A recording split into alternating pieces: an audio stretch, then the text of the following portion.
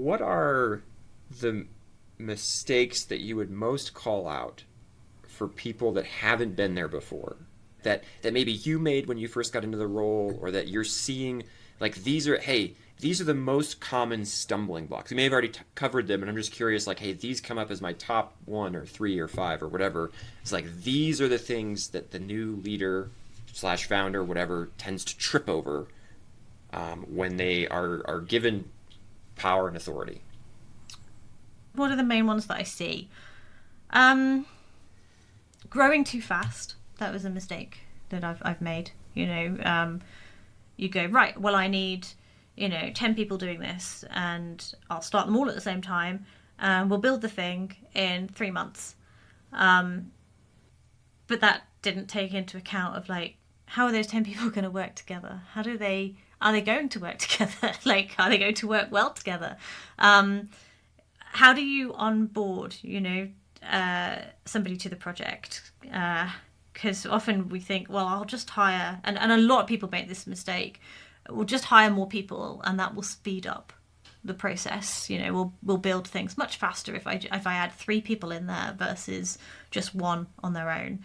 But the reality is that now that 1 person is managing 3 people, so you've lost that 1 person because they're now down to, like, I don't know, people do the maths on this. I've seen producers do, like, they're now down to 40% productivity because they're managing 3 people. All of those 3 people, need onboarding to the project, and they have questions about the project. They need explaining to the project and the vision of what's going on.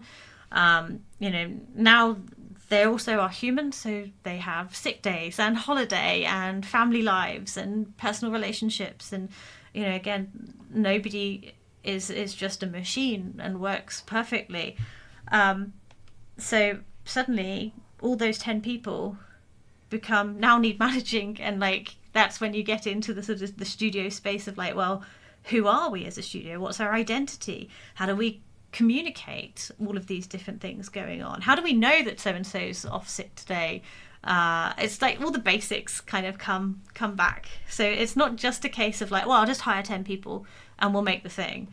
It's, how do those 10 people work together? How are you going to move that forward as kind of one group?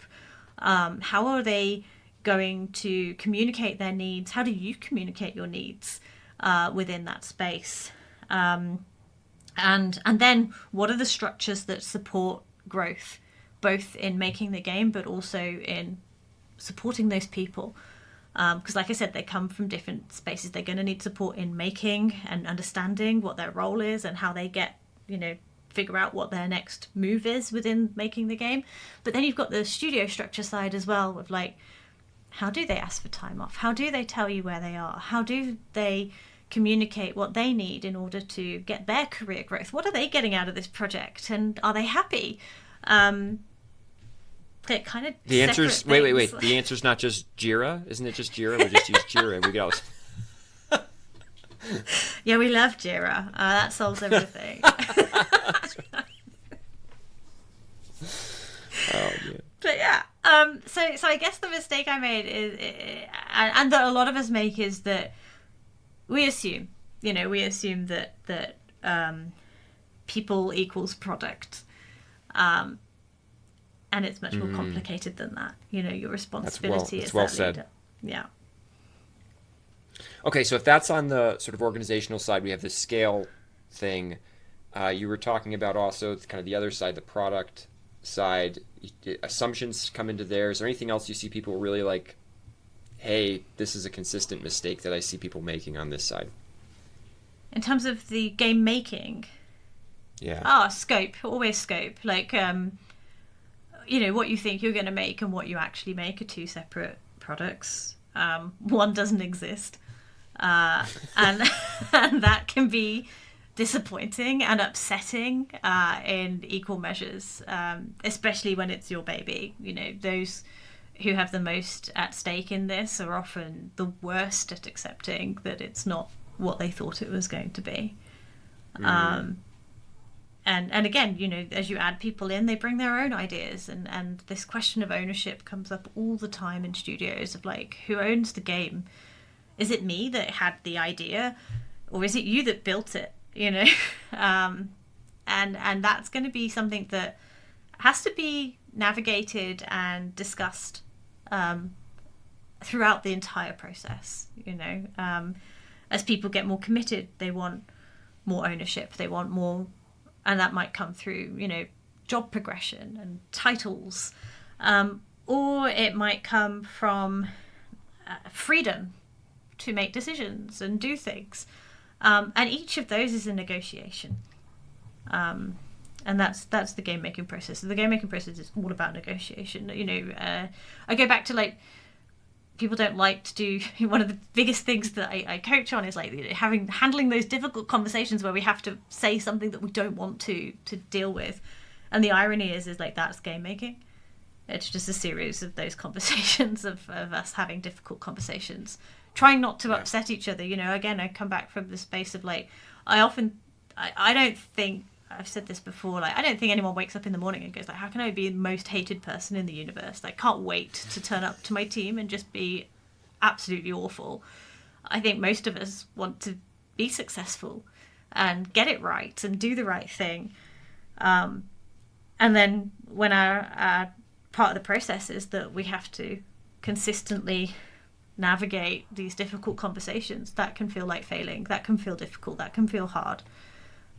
Because all of our perceptions about, you know, especially that comes down to sort of cultural things as well. You know, we're British, so we hate to upset anybody else, you know, so you get a lot of dancing around and people pleasing. So that can be another thing to navigate as well. So yeah, for game making, it's scope. It's how do I make the thing that I thought I was making, but now I'm not making that thing, but I've got to make something and be okay with that. And everybody else has got to be okay with that. There's a question that I've asked a few times to various sized groups of people, and it's because everybody, you know, tries to put together the plan of, like, this is what we're going to do, and this is how we're going to get all the scope done, and it's going to go like this, and here's, you know, blah, blah, blah. That's all laid out. See, it's going to go great.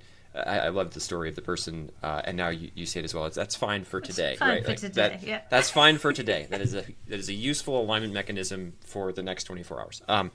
But there's this question I ask, and it's, are you familiar with anyone that ever shipped all the scope that they wanted to ship on time and within budget? One person. I won't name him. But okay. Yes, you're the first one has done it that I know of. He is as close to a solo dev as you can get. Okay. Yep. Yep. And in his own admission, says I am incredibly rigid on my planning and my structure, and everything comes through him. But he has always shipped, sometimes early, and always in budget. It is a fine art. So is it? This is the question, because it's all the different factors. But this is cool that there's actually an example of this, because again, to this date, nobody's ever said I did all my scope on budget, on time.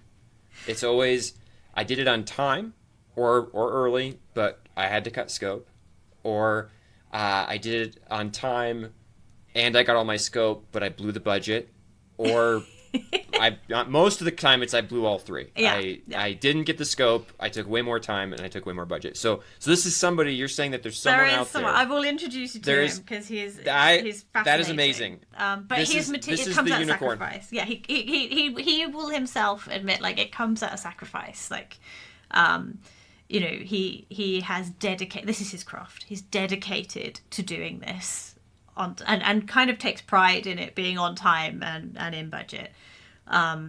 But it comes at a hefty price tag in terms of being able to do that, and a lot of alone working and having to have all of the skills. But yeah, it's the only person I know of. If he wanted to make bigger games, he's gonna have to bring in more people. Yeah. Soon as that happens, perhaps it starts crumbling a little bit. Exactly. Yeah. Once you add in more variables, it becomes much more difficult to control. But yeah, he's fantastic and really has a really interesting approach to production that I think I you'd be I interested would in. I would love I would love to talk